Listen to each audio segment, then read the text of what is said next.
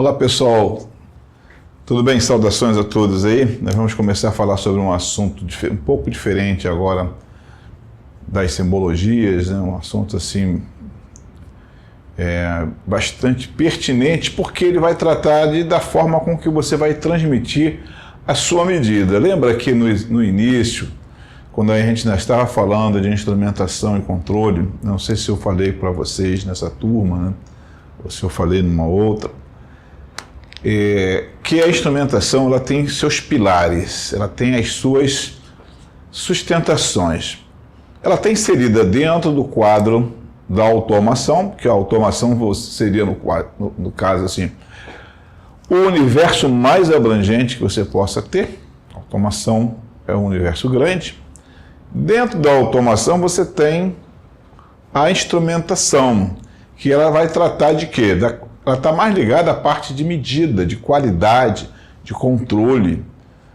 Quando você pensar em instrumentação, você pensa em qualidade. É a melhor palavra para resumir a instrumentação. Por que pensa assim? Por que razão é essa a ideia? Porque assim, para você ter qualidade de qualquer produto, esse produto ele tem que estar o quê? Tem que estar simétrico, ele tem que estar conforme, ele tem que ter padrão. Ninguém gosta de comprar nada sem padrão. Tu já pensou? Você vai comprar uma cadeira, aí você chega lá, tem uma cadeira maior do que a outra, uma mesa maior do que a outra, as mesas não são padronizadas. Ninguém quer saber de comprar nada que não esteja padronizado. Às vezes, até quando você visita um restaurante, você observa a cor das paredes, observa o ambiente, o mobiliário. Então, as pessoas são fascinadas por padrão. E para você obter qualidade, tem que ter padrão. Para fabricar um remédio, você tem que ter sempre a mesma fórmula. Tem que ter sempre o mesmo padrão de trabalho, a mesma batelada, os mesmos procedimentos. Então, isso chama-se qualidade. E a instrumentação, ela tem assim uma relação muito íntima com a qualidade. Porque você tem que medir, tem que comparar com o padrão, tem que ter ação corretiva para poder controlar, tem que monitorar. Repara que a sala de controle, você tem lá os monitoradores, os operadores, que nada mais são do que monitoradores do processo, estão observando a toda hora como é que aquele processo está se desenrolando, como é que ele está se desempenhando, se o processo está dentro do padrão definido ou não. A instrumentação também tem o que? Registro, ela registra todas as variáveis, ela guarda essas variáveis num banco de dados que normalmente dentro das grandes indústrias, das grandes refinarias, eles vão ser os seus servidores. Você vai guardar uma boa parte daquelas variáveis, as mais importantes, dentro de um servidor, porque se acontecer qualquer problema, ou parar o processo, ou simplesmente ocorrer um acidente, a gente vai ter que fazer a rastreabilidade daquelas variáveis, observar o que deu origem, olhar a caixa preta do processo para saber por que o processo parou e por que ocorreu um determinado acidente, por que a bomba pegou fogo, enfim, tudo isso você vai precisar. Para você descobrir as causas, tem que fazer o quê? A rastreabilidade, tem que rastrear. No caso aqui, nós vamos tratar dos padrões de transmissão de sinal, porque quando você está fazendo uma medida, essa medida ela tem que ser transmitida. Aí você mediu, por exemplo, tem uma faixa de temperatura lá de 0 a 100 graus. Aí esse valor de medida vai ter que ser transferido primeiro para um CLP, para depois esse CLP mandar em sinal de rede lá para a sala de controle. E lá, então, você pode ter um sistema SCADA, pode ter um sistema de um SDCD, por exemplo. Mas essa variável tem que ser, a princípio, transmitida. Ou transmitida em rede, pode ser, se usar qualquer um desses protocolos que a gente conhece no mercado, Fieldbus, Profibus, DeviceNet, enfim, Modbus, algum protocolo desse tem que ser utilizado, ou então simplesmente você vai utilizar os nossos sinais de transmissão os sinais padronizados. Um sinal muito famoso, muito assim, utilizado dentro da área de instrumentação para transmissão de variáveis é o padrão 4A20. O padrão 4A20 mA, ele é extremamente utilizado porque é um sinal de corrente, a corrente não é vulnerável a ruído, por isso que a corrente é interessante de ser utilizada para transmitir sinal. 4A20, você começa em 4, repara que aí você tem um zero vivo, depois a gente vai falar o que é o zero vivo. Você tem um zero que não é zero, é 4. O seu zero vai começar no 4. Tem o sinal 1 a 5 volts, que também tem um zero vivo, que o zero vai começar no 1, é de 0 a 5 volts. Tem o 0 a 10 volts, que também é um padrão de sinal, só que esse aí não tem zero vivo, ele é um zero morto, porque se o cabo arrebentar, você não vai saber se o seu sinal está em zero ou se o cabo arrebentou. Se isso acontecer com o sinal de corrente no padrão 4A20, se o cabo arrebentar e chegar lá no seu CLP 0 mA, ele vai falar, pô, peraí, tem alguma coisa errada aí, não existe esse valor. O meu valor aqui começa em 4, o meu zero começa em 4. Então arrebentou o cabo.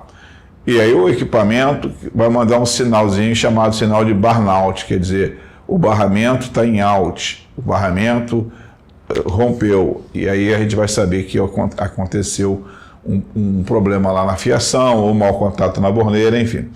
Mas de qualquer maneira, a gente tem que saber como é que esses sinais eles vão representar o valor da variável. Por exemplo, aqui, imagina que a gente tenha 30 graus, ok? Estou com 30 graus na minha faixa de 0 a 100. Eu quero transmitir isso em 4A20 mA. E aí, a minha faixa é 4A20. 20 menos 4, a minha faixa vai ser de 16. 10% de 16 é 1,6. Ah, mas eu tenho 30 graus. Aqui é 0 a 100. 30 graus da minha faixa de 0 a 100 vai corresponder 30%. Então eu tenho que mandar um sinal em corrente na faixa 4A20 também de 30%. Como é que eu faço isso? Eu já sei quem é o 100%. A faixa é 16, é 20 menos 4. 100% é 16. E 10% é 1,6. E 30%, 1,6 vezes 3. Quanto é que dá 1,6 vezes 3? Dá 4,8. Só que eu tenho que somar o meu limite inferior sempre. Sempre somar o limite inferior. Aí eu vou ter 8,8 miliamperes aqui, ó, para representar os meus 30% da faixa. Então, quando eu tiver 8,8 miliamperes, eu vou ter o quê? Eu vou ter 30%. Aquele 8,8 vai corresponder aos 30 graus. Ah, não entendi muito bem não, mas explica de novo. Então, vou botar um outro exemplo aqui. Vou botar o exemplo dos 45 graus. A minha faixa de temperatura é 0 a 100 graus. 45 graus vai ser 45%. Quem é que vai representar esses 45 graus em corrente na faixa de 4A20 mA? É simples, você pega a faixa que é 16, acha 10%. 10% 1,6. Mas é 45%, então vou pegar 10% que é 1,6, vamos dividir por 2, vamos achar 5%? Vamos. 5% vai ser quanto? Vai ser 0,8. Aí eu vou pegar os meus 1,6, vou multiplicar por 4 e vou achar o 40%. 1,6 vezes 4 vai dar, vamos lá, fazer a conta, 1,6 mais 1,6 vai dar 6,4. Mas eu ainda tenho que somar quanto? Aos 6,4. Eu vou ter que somar o 0,8. E aí isso vai dar quanto? Vai dar 7,2.